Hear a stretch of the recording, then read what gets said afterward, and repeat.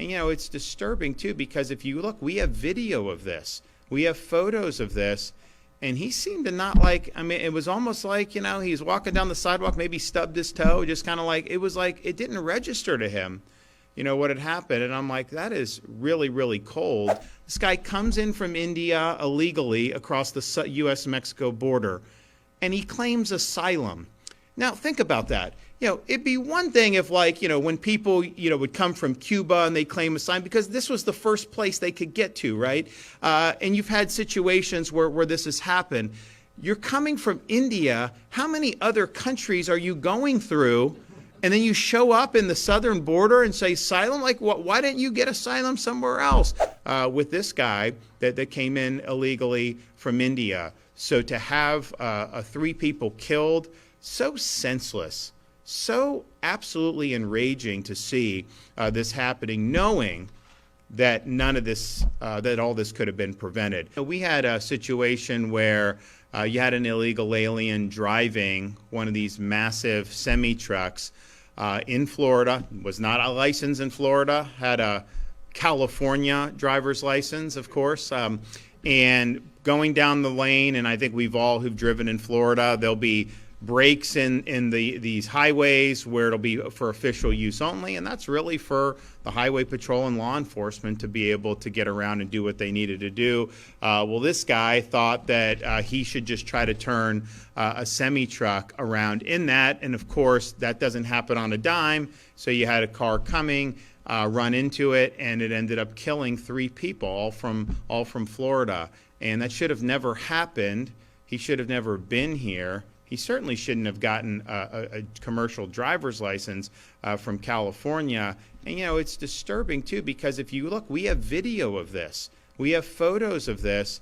And he seemed to not it was almost like, he's walking down the sidewalk, maybe stubbed his toe, just kind of it was like it didn't register to him, what had happened. And I'm like, that is really, really cold.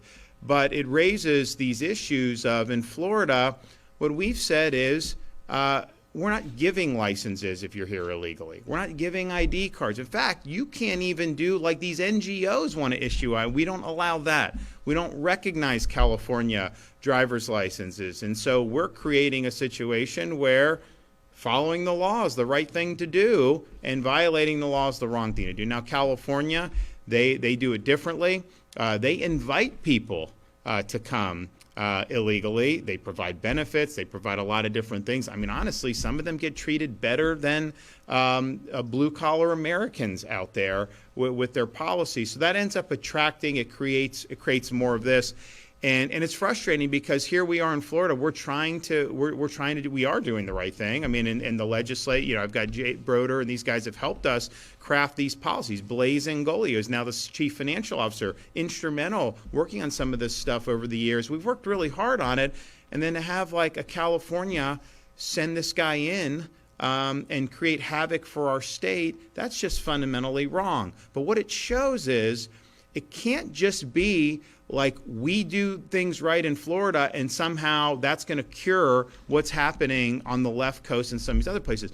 Ultimately, Congress has the power of the purse. They do not need to fund you if you're a sanctuary state. They can remove funding from sanctuary cities. So stop subsidizing this. You have people that are in Congress that are complaining about what happened. And while I appreciate the sympathy, it's like you guys have the power of the purse. You can discipline these states that don't follow the law and incentivize law breaking. You could do that very quickly. You also can address another problem with this situation. This guy comes in from India illegally across the U.S.-Mexico border, and he claims asylum. Now, think about that. It'd be one thing if, when people, would come from Cuba and they claim asylum, because this was the first place they could get to, right? And you've had situations where this has happened. You're coming from India. How many other countries are you going through? And then you show up in the southern border and say asylum? Why didn't you get asylum somewhere else? So they're abusing the process and the statutes that we have in the United States of America, and they're trained to do this.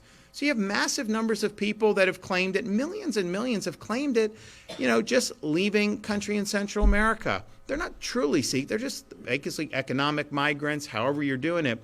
And so you have this incentive. So he was basically given some type of preliminary determination. They say, okay, you'll have a hearing in 2 or 3 years, and then it gets pushed, and then it gets pushed, and all this stuff. And it's basically a one-way ratchet. You can come in pretty much unfettered. Well, in the past you could illegally. And then if there's any type of law enforcement, it's like this massive bureaucratic maze that you have to go through. And so Congress can address that too. Congress can address the abuse that we're seeing in this asylum process, because I'd say 95% of the people that are claiming it just factually do not even come close to meeting what should be. But they say the magic words, they get an initial determination, they get a court date, and you do. And that was something that happened with this guy that came in illegally from India. So to have 3 people killed, so senseless.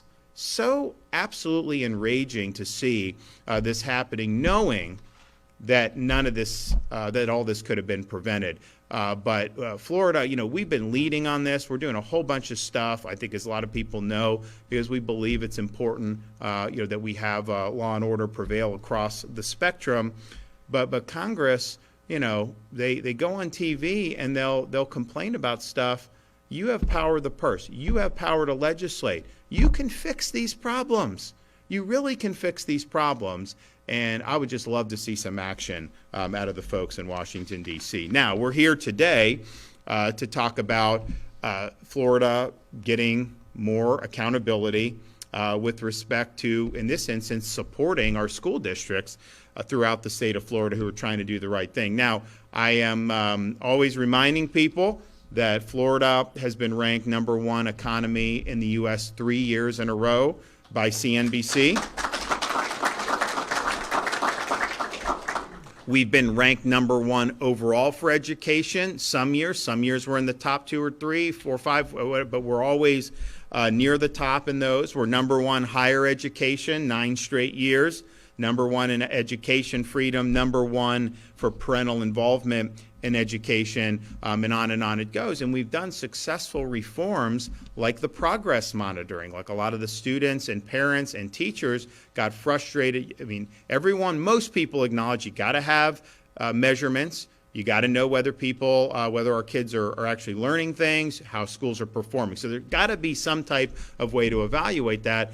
When you had a 1-year high-stakes end-of-year test, first of all, they cram for the test. What I found as a student, when you cram for a test, then you end up forgetting it once you take the test. Like if you just methodically learn, then it stays with you a little bit longer. So it created this impetus to do this end-of-year test. But then what happens is if a student was deficient in that somehow, well, they're on summer vacation. So how are you going to remedy that?